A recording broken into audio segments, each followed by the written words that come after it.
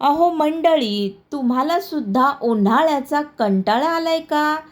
मग ही थंडगार आणि क्रीमी मँगो लस्सी घरच्या घरी, घरच्या साहित्यात नक्की ट्राय करा.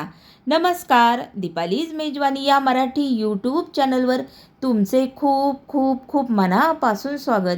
उन्हाळा म्हटलं की आंबा हा आलाच, पण ही लस्सी हॉटेलपेक्षा जास्त टेस्टी घरच्या घरी कशी बनवायची ते आज आपण पाहूया.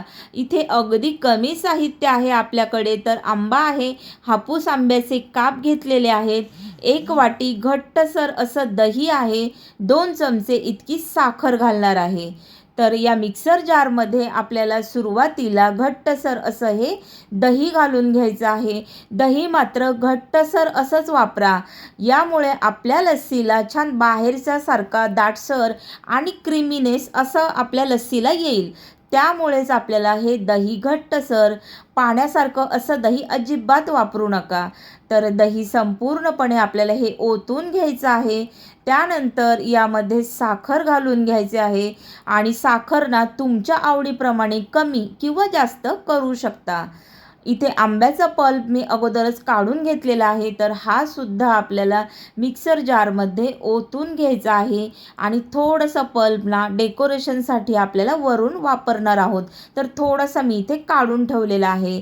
तर आता आपल्याला हे पल्स मोडवरती फिरवून घ्यायचं आहे आणि मस्तपैकी दाटसर क्रीमी अशी लस्सी आपली तयार होणार आहे. तर इथे बघू शकता छान अशी आपली ही लस्सी बनवून तयार आहे. तर तुम्ही सुद्धा अशा पद्धतीने एकदा घरी नक्की बनवून पहा आणि मला कॉमेंट करून सांगायला अजिबातच विसरू नका.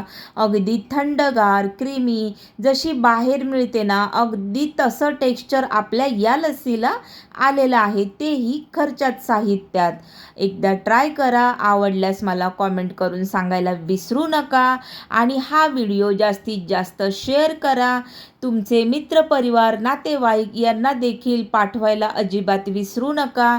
व्हिडिओला एक लाईक करा, शेअर करा, सबस्क्राईब करा. भेटूया आपण अशाच एका छानशा रेसिपीमध्ये. तोपर्यंत बाय.